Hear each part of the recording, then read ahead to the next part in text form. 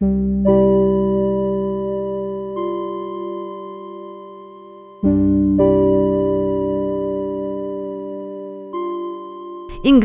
disebut ikut andil dalam sejarah pembentukan Arab Saudi modern. Inggris pada masa itu merupakan kekuatan dunia yang sangat berpengaruh. Negara ini memiliki koloni di banyak wilayah seperti Mesir, India, Malaysia, dan berbagai negeri lainnya. Kekayaan yang diperoleh dari negeri-negeri jajahan itu membuat Inggris menjadi negara adidaya pada awal abad ke-20. Maka dari sinilah kisah pembentukan negara Arab Saudi modern benar-benar dimulai. Pada tahun 1914, dunia mulai memasuki masa Perang Dunia Pertama, atau setidaknya masa-masa persiapan menuju perang besar tersebut. Saat itu, terdapat dua blok besar yang saling berhadapan. Yang pertama blok sekutu, yang beranggotakan Inggris, Prancis, dan Rusia yang bergabung belakangan. Diikuti kemudian oleh Italia dan Amerika Serikat. Sedangkan blok yang kedua adalah blok sentral, yang terdiri dari Jerman, Kekaisaran Utsmani Austria, Hungaria, dan Bulgaria. Dengan demikian, Turki Utsmani berada di pihak Jerman melawan Inggris dan sekutunya. Di Jazirah Arab, pada masa itu terdapat tiga kekuatan utama yang memegang pengaruh besar. Dinasti Al-Rashid yang merupakan kekuatan paling besar di wilayah tersebut. Mereka bersekutu dan bernaung di bawah kekuasaan Turki Utsmani, sehingga menjadi pendukung setia kekhalifahan. Keluarga Al-Saud yang saat itu masih kecil kekuasaannya, wilayah yang mereka kuasai terbatas dan belum memiliki pengaruh besar, dan Sharif Hussein, pemimpin Hijaz yang mencakup Makkah, Madinah, dan Jeddah, juga memerintah atas mandat dari Turki Utsmani. Namun, setelah Sultan Abdul Hamid II diturunkan dan diasingkan, kekuasaan di Turki Utsmani berubah drastis. Khalifah yang tersisa hanya menjadi simbol, sedangkan kekuasaan sesungguhnya dipegang oleh kelompok Freemason yang bernaung di bawah organisasi Al-Ittihad wa Taraqi atau Persatuan dan Kemajuan. Karena itulah Sharif Hussein mulai merasa bahwa dirinya diperlakukan tidak adil oleh pemerintah Utsmani. Padahal sebenarnya yang menindasnya adalah Freemason yang telah menguasai pemerintahan Turki, bukan kekhalifahan Islam yang sesungguhnya. Menjelang tahun 1914, sebelum Perang Dunia Pertama benar-benar meletus, seorang intel Inggris datang ke Makkah pada musim haji. Ia menyamar sebagai orang Arab dan mendekati Sharif Hussein, lalu mengajukan sebuah pertanyaan penting. Apakah engkau akan berpihak kepada kami jika Turki Utsmani bergabung dengan Jerman? Saat itu, posisi Turki memang belum pasti. Apakah akan bergabung dengan Inggris dan Prancis? Atau justru dengan Jerman? Pertanyaan itu dimaksudkan untuk mengetahui sikap politik Sharif Hussein menjelang perang.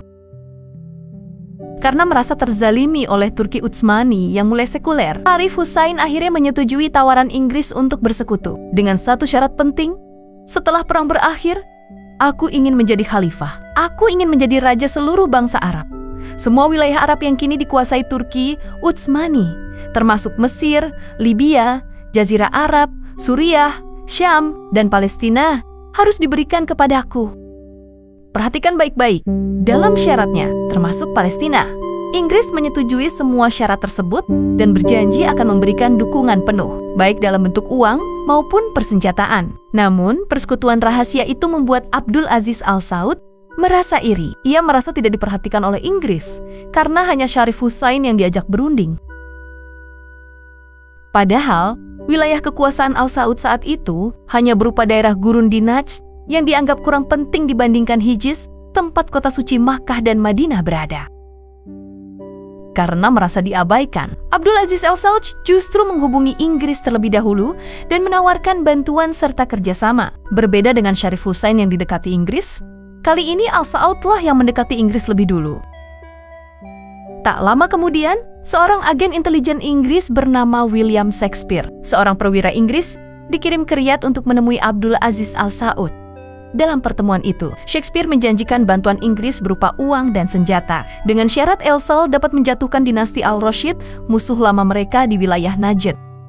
Ketika Perang Dunia Pertama akhirnya pecah, Inggris menepati janjinya dan memberikan bantuan kepada Abdul Aziz Al-Saud, namun hasilnya tidak sesuai harapan. Pasukan Al-Saud dikalahkan oleh Al-Rashid dan William Shakespeare tewas dalam pertempuran tersebut. Jasad Shakespeare kemudian diambil oleh pasukan Al-Rashid dan mengirimkannya ke Sharif Hussein di Madinah. Sebagai bentuk peringatan, Syarif Hussain menggantung kepala Shakespeare di Madinah sebagai pesan kepada seluruh penduduk Hijaz bahwa orang Inggris adalah pengkhianat yang bekerja sama dengan Al Saud melawan umat Islam. Padahal, jika dilihat lebih jujur, keduanya sama saja. Baik Syarif Hussain maupun Abdul Aziz Al Saud sama-sama menjalin kerjasama dengan Inggris. Pada tahun 1916, Syarif Hussain memproklamasikan Revolusi Arab. Ia mengajak bangsa-bangsa Arab untuk memisahkan diri dari Kekaisaran Turki Utsmani dan mendirikan kekhalifahan baru yang dipimpin bangsa Arab. Menurut pandangannya, khilafah seharusnya kembali ke tangan bangsa Arab, bukan Turki. Ia tidak lagi melihat Islam sebagai satu kesatuan umat, melainkan membedakan antara Arab dan Turki. Sebuah pandangan yang kemudian melemahkan persatuan dunia Islam. Revolusi Arab ini sepenuhnya didukung dan dibiayai oleh Inggris.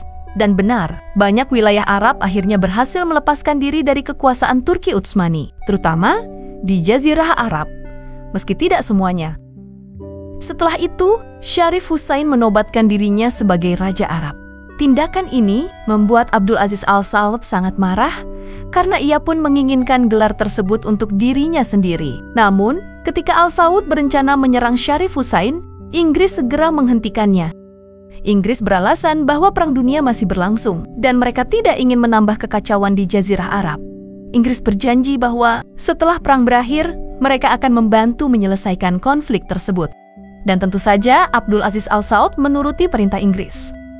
Pada tahun 1916, di tahun yang sama dengan terjadinya Revolusi Arab, Abdul Aziz Al Saud berangkat ke Basra, Irak, wilayah yang saat itu masih berada di bawah penjajahan Inggris. Di sana, ia bertemu dengan Percy Cox, seorang intel Inggris yang kemudian diangkat menjadi gubernur wilayah Irak yang dijajah Inggris. Dalam pertemuan itu, Abdul Aziz Al Saud mengeluhkan tindakan Syarif Hussain yang mengangkat dirinya sendiri sebagai Raja Arab. Ia juga menyampaikan niatnya untuk menyerang keluarga Al-Rashid, sebab ia merasa lebih berhak memimpin wilayah Najd. Percy Cox kemudian berjanji bahwa Inggris akan mendukung penuh perluasan kekuasaan Al Saud. Tetapi bukan saat itu, karena Perang Dunia I masih berlangsung. Setahun kemudian, pada 1917, Inggris mengirim seorang intel ke Riyadh bernama John Philby. Philby nantinya menjadi penasihat pribadi Abdul Aziz Al Saud. Tugas awalnya adalah mengantarkan gaji bulanan dari pemerintah Inggris kepada Al Saud. Ya, benar. Pada masa itu, Abdul Aziz Al Saud digaji oleh Inggris sebesar 10.000 pound sterling per bulan. Bahkan, Syarif Hussain juga menerima gaji dari Inggris, tetapi jauh lebih besar, 100.000 pound sterling per bulan. Perbedaan jumlah ini menunjukkan pandangan Inggris terhadap keduanya. Bagi Inggris, Abdul Aziz Al Saud dianggap kurang berpengaruh, sementara Syarif Hussain dinilai sangat penting karena menguasai Makkah dan Madinah, dua kota suci umat Islam. Selain itu, Inggris juga telah berjanji kepada Syarif Hussain bahwa setelah Perang Dunia I berakhir, ia akan diberikan kekuasaan atas seluruh wilayah Arab. Karena itu, gajinya pun lebih besar.